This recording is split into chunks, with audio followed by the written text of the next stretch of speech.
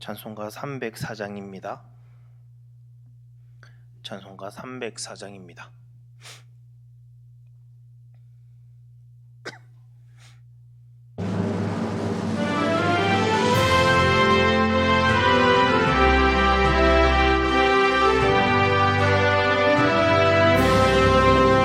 크신 하나님의 사랑 말로 다 형용 못하네.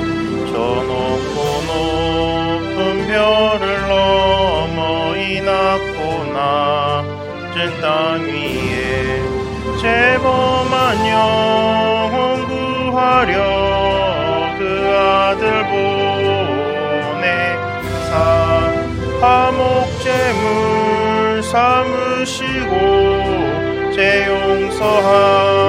용서하셨네. 하나님 크신 사랑은 증량 다 못하네. 영원히 변치 않는 사랑 성도여 찬양하세. 괴로운 시절 지나가고 땅 위에 영화세할 때 주 믿지 않던 영혼들은 큰 소리 외쳐 울어도 주 믿는 성도들에게 큰 사랑 베푸사 우리의 죄 사했으니 그네 잊을까.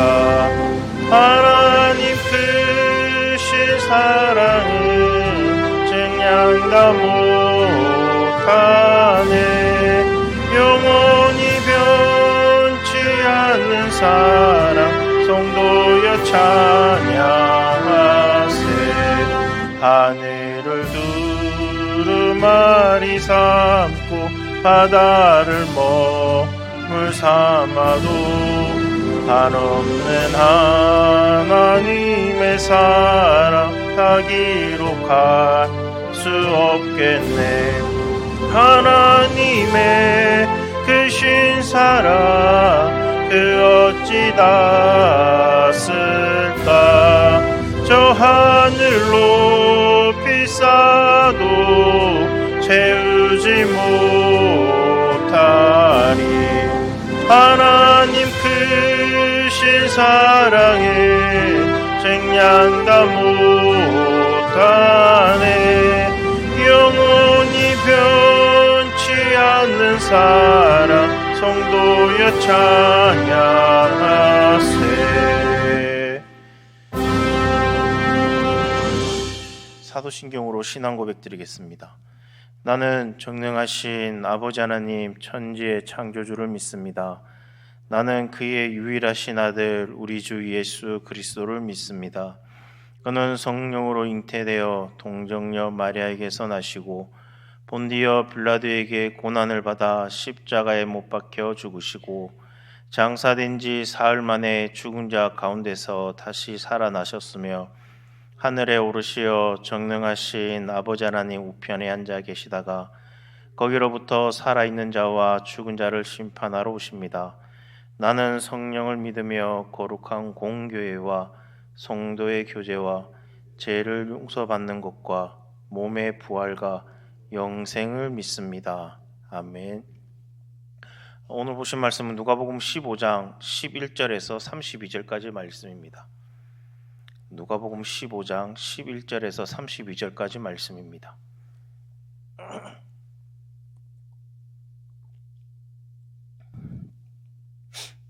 우리 한 절씩 교독하도록 하겠습니다.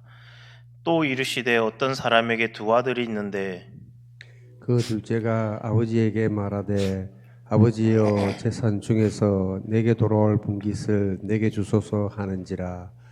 아버지가 그 살림을 각각 나눠 주었더니 그 후 며칠이 안 되어 둘째 아들의 재물을 다 모아가지고 먼 나라에 가 거기서 허랑방탕하여 그 재산을 낭비하더니 다 없앤 후 그 나라에 크게 흉년이 들어 그가 비로소 궁핍한지라.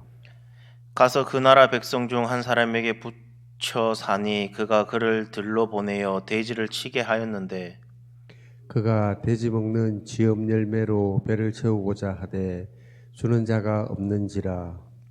이에 스스로 돌이켜 이르되 내 아버지에게는 양식이 풍족한 품꾼이 얼마나 많은가 나는 여기서 줄여 죽는구나. 내가 일어나 아버지께 가서 이르기를 아버지 내가 하늘과 아버지께 죄를 지었사오니 지금부터는 아버지의 아들이라 일컬음을 감당하지 못하겠나이다. 나를 품꾼의 하나로 보소서 하리라 하고 이에 일어나서 아버지께로 돌아가니라. 아직도 거리가 먼데 아버지가 그를 보고 측은히 여겨 달려가 목을 안고 입을 맞추니 아들이 이르되 아버지 내가 하늘과 아버지께 죄를 지었사오니 지금부터는 아버지의 아들이라 일컬음을 감당하지 못하겠나이다 하나 아버지는 종들에게 이르되 제일 좋은 옷을 내어다가 입히고 손에 가락지를 끼우고 발에 신을 신기라. 우리가 살찐 송아지를 끌어다가 잡으라 우리가 먹고 즐기자. 이내 아들은 죽었다가 다시 살아났으며 내가 잃었다가 다시 얻었노라 하니 그들이 즐거워하더라. 맏아들은 밭에 있다가 돌아와 집에 가까이 왔을 때 풍악과 춤추는 소리를 듣고 한 종을 불러 이 무슨 일인가 물은데 대답하되 당신의 동생이 돌아왔음에 당신의 아버지가 건강한 그를 다시 맞아 들이게 됨으로 인하여 살찐 송아지를 잡았나이다 하니 그가 노하여 들어가고자 하지 아니하거늘 아버지가 나와서 권한대 아버지께 대답하여 이르되 내가 여러 해 아버지를 섬겨 명을 어김이 없거늘 내게는 염소 새끼라도 주어 나와 내 벗으로 즐겁게 하신 일이 없더니 아버지의 살림을 창녀들과 함께 삼켜버린 이 아들이 돌아오매 이를 위하여 살찐 송아지를 잡으셨나이다. 아버지가 이르되 너는 항상 나와 함께 있으니 내 것이 다 내 것이로되 이 내 동생은 죽었다가 살아났으며 내가 잃었다가 얻었기로 우리가 즐거워하고 기뻐하는 것이 마땅하다 하니라. 아멘. 어제 말씀에 이어서 계속해서 잃어버린 것에 대한 가난 비유의 말씀을 예수님은 선포하고 계십니다. 어제는 잃어버린 양과 잃어버린 드라크마 비유였습니다. 그런데 오늘 본문은 앞에 비유와는 달리 잃어버린 아들을 찾는 기쁨과 더불어 그것에 오히려 분노하는 형에 대한 이야기가 나옵니다. 이는 바로 바리새인과 그리고 서기관들의 모습을 지적하신 것입니다. 그러면 먼저 돌아온 둘째 아들 탕자의 이야기를 한번 보시길 바랍니다. 어떤 사람에게 두 아들이 있었는데 오늘날 둘째 아들이 유산을 미리 달라라고 합니다. 예나 지금이나 부모가 알아서 유산을 분배하면 모를까 자식이 먼저 부모에게 유산을 나눠 달라라는 것은 천하의 불효막심한 그런 일이라고 할 수 있습니다. 그렇다고 오늘 이 아들의 형태를 보면 그가 꼭 필요한 돈이 있거나 그리고 장사나 사업을 위해서도 아니었습니다. 13절 말씀에 오면 그는 그 유산을 가지고 아버지에게 받아서 먼 나라에 떠나게 됩니다. 그리고 마시고 놀고 먹고 즐기는 유흥에 다 탕진해 버립니다. 그런데 마침 그 나라에 큰 흉년이 들게 됩니다. 흉년이 들자 그는 생계를 걱정할 처지가 되고 맙니다. 그는 한 집에 들어가 품꾼이 되었습니다. 유대인으로서 이방인의 집에 품꾼이 된다라는 것은 참으로 수치스러운 일입니다. 유대인들에게 있어서 돼지 치는 일은 가장 부정한 일입니다. 그런데 이 아들은 그 이방 나라에 가서 돼지 치는 일을 하게 됩니다. 그는 또 지엽 열매를 배불리 먹는 돼지를 보고 부러워합니다. 자기도 지엽 열매라도 배불리 먹어봤으면 좋겠다라고 생각하지만 그것조차 이룰 수가 없었습니다. 그야말로 인생의 밑바닥으로 떨어지게 되었습니다. 돼지만 또 못한 그런 삶을 살게 되었습니다. 우리의 인생도 이와 같다라는 겁니다. 본래 우리도 하나님과의 그 관계에서 떠나버린 자들입니다. 하나님이 공급하는 그 건강, 그리고 재물, 힘과 지혜를 받아 방탕하게 사용하고 있지만 일시적인 것들이라는 겁니다. 이것들이 사라져 버리는 것은 시간 문제라는 겁니다. 결국은 비참한 상태가 되고 마는 것입니다. 그래서 17절에 보면 극심한 배고픔 중에 있던 아들은 아버지의 품꾼을 떠올리게 됩니다. 본인은 남의 집에서 지엽 열매도 제대로 못 얻어먹고 있는데 아버지의 집에 일하는 그 하인들은 양식이 풍족했습니다. 그래서 그는 일어나서 아버지께 가기로 결심을 합니다. 18절에서 19절 말씀 보면 이렇게 말합니다. 내가 일어나 아버지께 가서 이르기를 아버지, 내가 하늘과 아버지께 죄를 지었사오니 지금부터는 아버지의 아들이라 일컬음을 감당하지 못하겠나이다. 나를 품꾼의 하나로 보소서 하니라 하고라고 말을 합니다. 그는 하나님께 죄를 지었음을 고백을 합니다. 그리고 아버지께 죄를 지었음을 고백하며 자신이 자격 없는 자임을 고백을 합니다. 그리고 겸손히 은혜를 구합니다. 모든 죄인이 하나님께 돌아올 때 바로 이런 회개의 고백이 필요하다라는 겁니다. 죄를 고백하고 받을 자격이 없는 자의 그 겸손한 태도로 은혜를 구하는 것입니다. 이렇게 그는 뉘우치고 회개하며 아버지의 집으로 돌아가기로 결단을 했습니다. 그러면 과연 아버지는 그를 어떻게 대했을까요? 20절 말씀에 보면 이렇게 말을 합니다. 이에 일어나서 아버지께로 돌아가니라. 아직도 거리가 먼데 아버지가 그를 보고 측은히 여겨 달려가 목을 안고 입을 맞추니 라고 말을 하고 있습니다.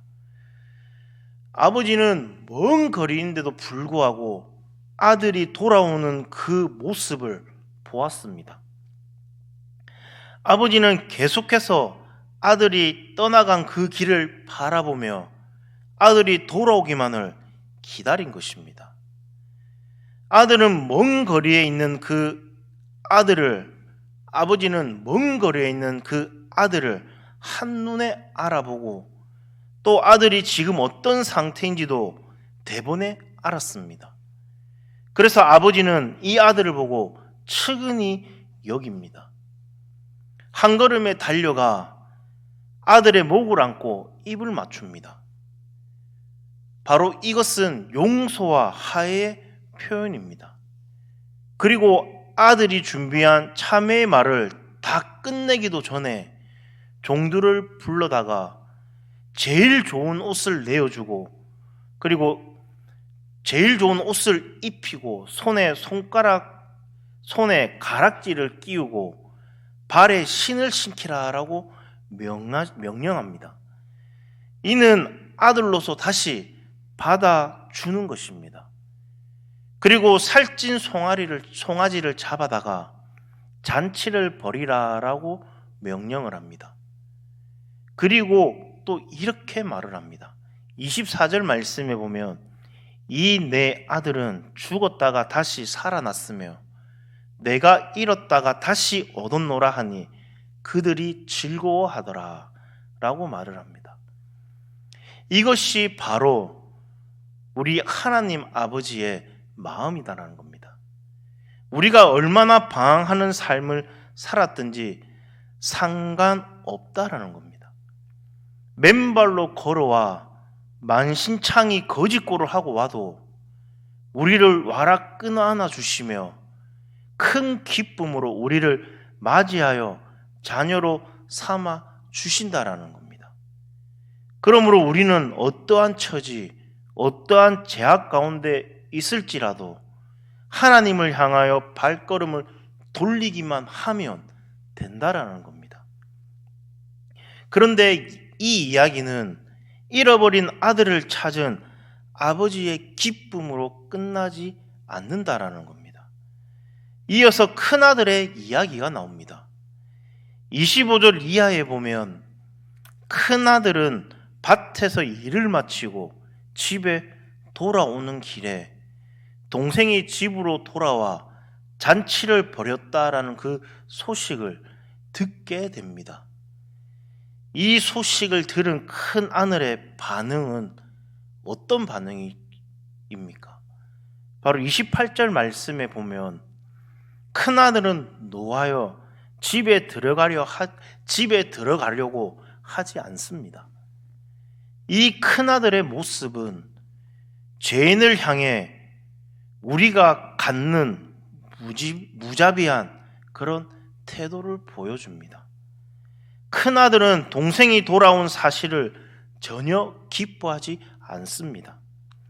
오히려 동생을 받아주고 기뻐하는 아버지의 그 태도에 분노합니다.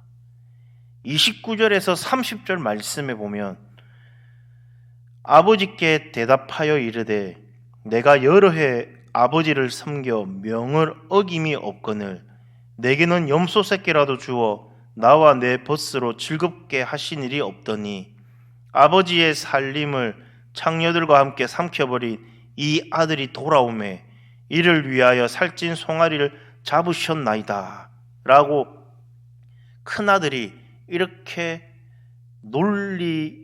아버지께 이렇게 말을 합니다. 한마디로 나는 아버지를 잘 섬기고 성실하고 착한 아들이었는데 둘째는 방탄한 아들이다라는 말입니다. 그런데 나는 아무 대가도 받지 못했는데 그렇게 아버지 말 잘 듣고 성실하게 일했는데 아버지한테 아무것도 받지 못했는데 저 방탄한 아들에게는 살찐 송아리를 잡아 환영해 주니 너무 불공평한 거 아닙니까? 라고 아버지께 불평을 하는 것입니다.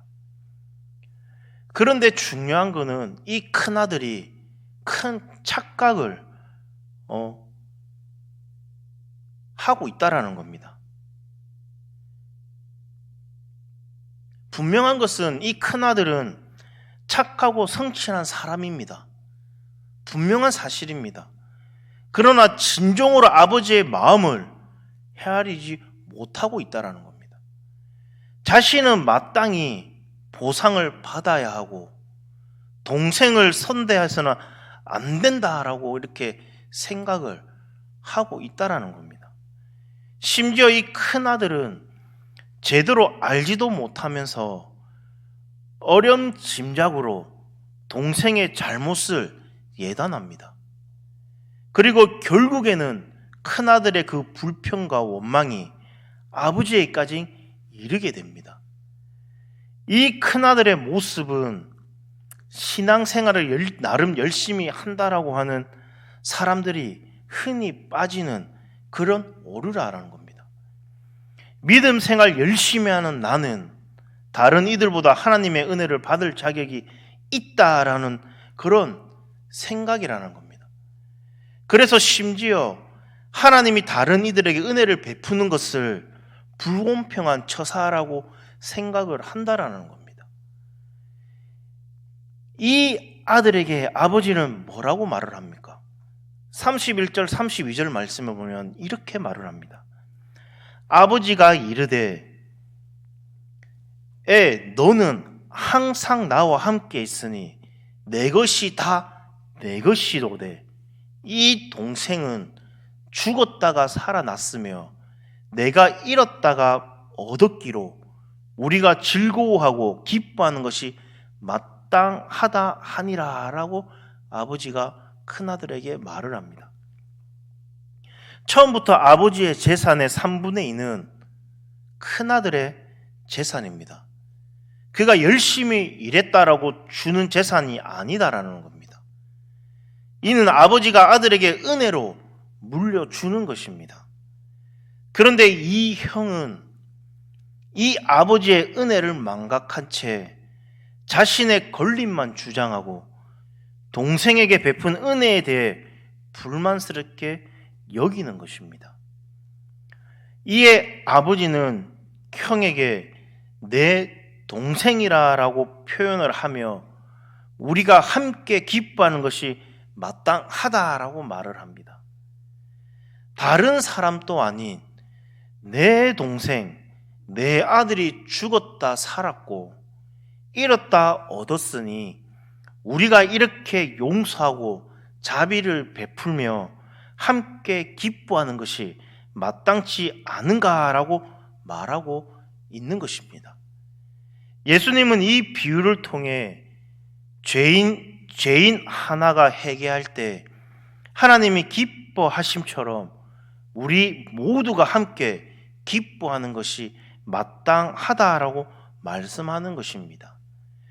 오늘 말씀에서 아버지를 멀리 떠나 방탕하다가 돌아온 작은 아들은 결국 우리 이방인의 모형입니다.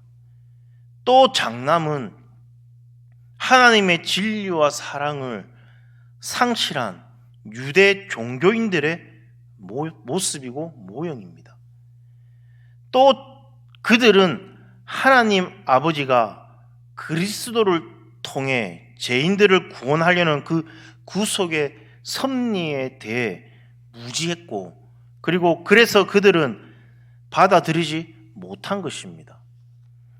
그러므로 우리는 오늘 본문을 통해 먼저 잃어버린 아들, 돌아온 탕자가 바로 나 자신이라는 그 사실을 기억해야 될 줄로 믿습니다.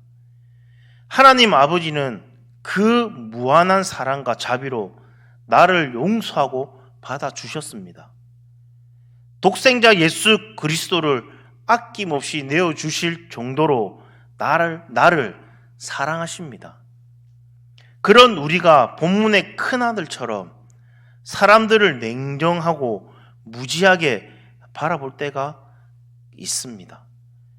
그들이 구원받은 것에 무관심하고, 그리고 심지어 다른 이들을 함부로 판단하고 비난하고 정죄하며, 심지어 은혜를 받아서는 안 된다라고 여길 때도 있습니다.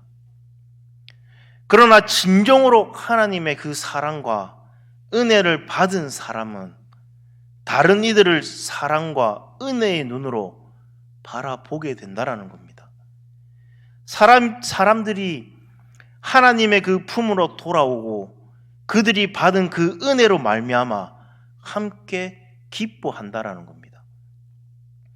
그러므로 내게 베푸신 그 하나님의 은혜를 알고 이제 우리도 하나님 아버지의 그 마음을 품어야 될 줄로 믿습니다. 그래서 하나님의 그 은혜가 나뿐 아니라 우리 주위 사람들에게 가득하기를 기뻐하며, 무엇보다 죄인들이 회개하고 돌아오는 것을 가장 크게 기뻐하는 참 은혜의 삶을 살아가는 저와 여러분들 되기를 간절히 소망합니다. 오늘 하루도 정말 이 말씀처럼 내 주위에 있는 사람들에게 사랑과 은혜를 전할 수 있는 그런 우리 사랑하는 우리 성도님 되시기를 간절히 소망합니다. 기도하겠습니다. 사랑과 은혜가 풍성하신 하나님 아버지, 오늘도 저희를 새벽의 자리로 불러주셔서 감사합니다. 돌아온 탕자의 비유를 통해 저희를 향한 아버지의 크신 사랑과 용서를 깨닫게 해주시니 감사합니다. 저희가 때로는 어리석은 선택으로 주님을 떠나 방황할 때도 있지만 언제나 저희를 기다리시고 용서해 주시는 하나님 아버지의 그 사랑에 깊이 감사드립니다. 저희의 죄를 고백하오니 용서하여 주시고 늘 주님의 뜻 안에서 살아가는 저희가 될 수 있도록 하나님 인도하여 주시옵소서. 오늘 하루도 하나님과 동행하며 하나님과 함께하는 그런 삶을 살아갈 수 있도록 하나님 인도하여 주시옵소서. 이 모든 말씀 예수님 이름으로 기도드립니다. 아멘. 하늘에 계신 우리 아버지여, 이름이 거룩히 여김을 받으시오며 나라가 임하시오며 뜻이 하늘에서 이루어진 것 같이 땅에서도 이루어지이다. 오늘 우리에게 일용할 양식을 주옵시고 우리가 우리에게 죄 지은 자를 사하여 준 것 같이 우리 죄를 사하여 주옵시고 우리를 시험에 들게 하지 마옵시며 다만 악에서 구하시옵소서. 대개 나라와 권세와 영광이 아버지께 영원히 있사옵나이다. 아멘.